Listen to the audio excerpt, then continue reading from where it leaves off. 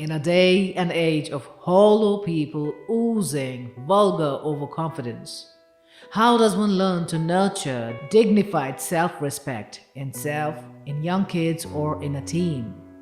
Is confidence really the core of seeming and being successful, respected, and peaceful? Is it the same as self-esteem? What should one aim at to have a life of least anxiety and calm reflection? A life of resilience, discipline, passion, success. A life of healthy and respectful social relationships and relationship with self. Let's try and understand these vital elements, confidence and self-esteem, that control almost all other patterns of our personal, professional, and social lives. Confidence, your faith in your talent, your knowledge, your skills, is what helps you keep your chin up and flaunt what you got. You practice your skill, enhance your talent, burn the midnight lamp, and are aware and confident about what you got. But that still may not guarantee a realization of your goals or your expectations from yourself if you continually seek validation of your skills from the world around. In short, you might be the most talented person with immense faith in your skills. Nevertheless, you would be able to step out of the box of life if and only if your self-worth allowed you to. It wouldn't be an exaggeration if I said that self-esteem is at the core of building a life for yourself, building a society, building a nation, a world. It's the guiding force behind all that comes forth from you to the world within and outside. All evil begins with a lack of self-esteem. So what is self-esteem? Why is it a deciding factor for how your life turns out to be? Or, if broken into smaller bits, how your relationships, your job, your dreams, your happiness score, your success rate turn out to be? Well, self-esteem is your faith in yourself, in your worth, in your abilities to face the challenges of life, and your trust of being deserving of joys and happiness. It's the wind beneath the wings of your confidence.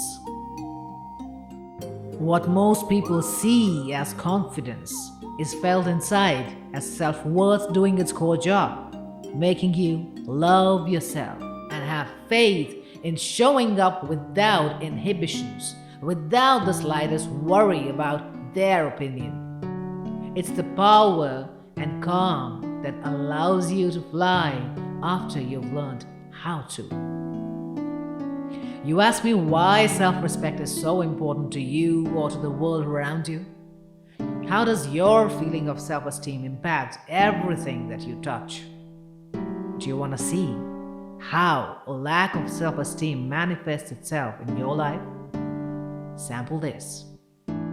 You are a skilled person who lacks self-esteem. You crave, yet dread, being seen or heard for fear of criticism, because their opinion is your reality, or that's what you believe. So you procrastinate, avoid being visible. After all, you can't fail if you don't do it. After all, they can't judge you if they don't see you.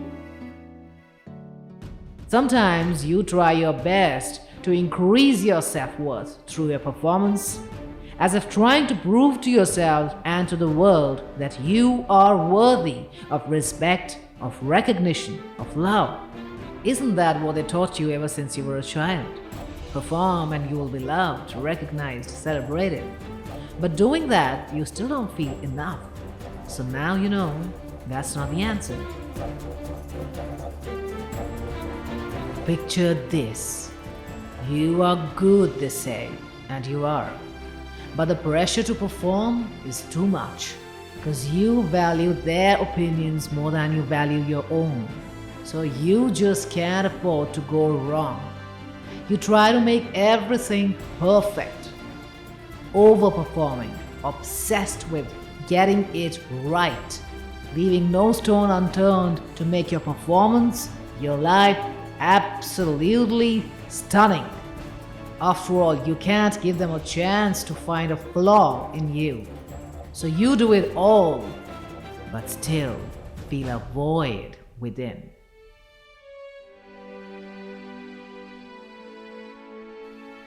You try hard, sometimes going against your nature or values or principles to please others, to gain validation from them, to feel worthy of being liked, being loved, worthy of having friends, only to feel more worthless as time goes by.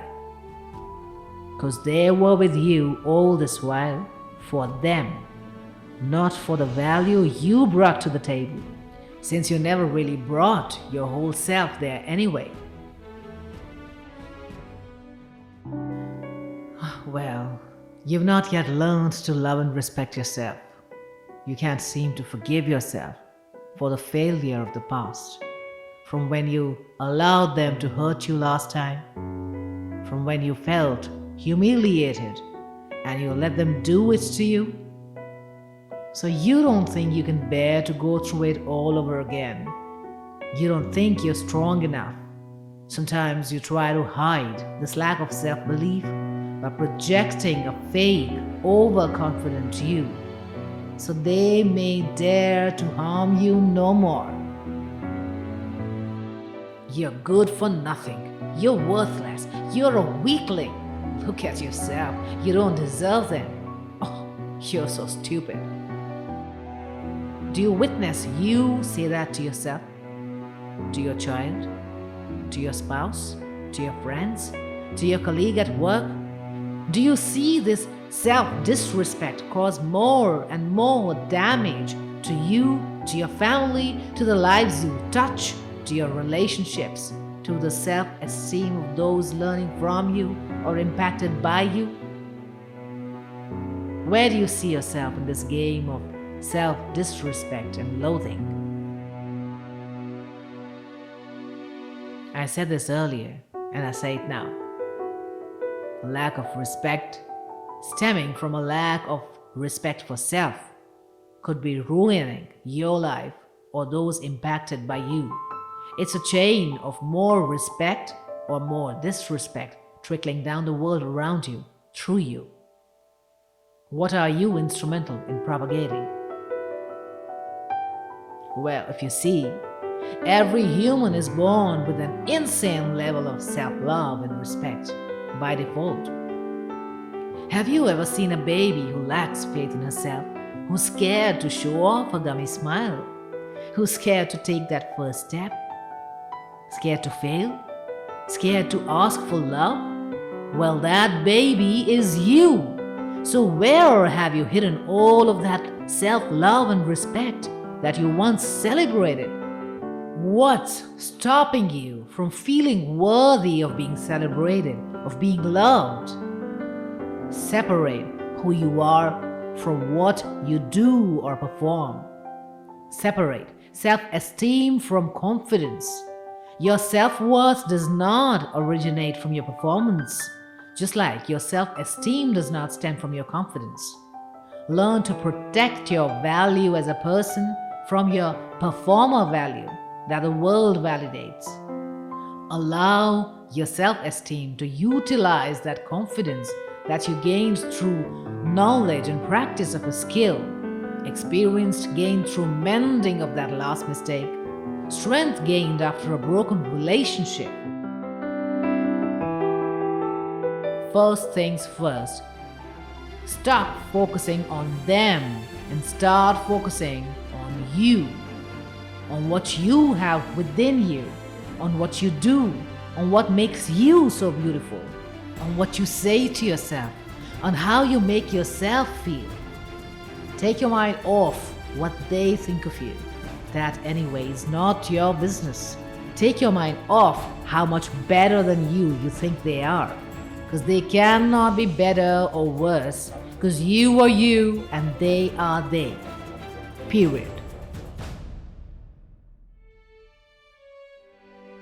If you'd like to have a life of least anxiety and calm reflection, a life of resilience, discipline, passion, and success, a life of healthy and respectful relationships, if you're interested to learn more on how you could feel whole and improve your relationship with yourself and with others, how you could do little things to feel immense respect for yourself, meet me once again next weekend on Big Magic, Big Life.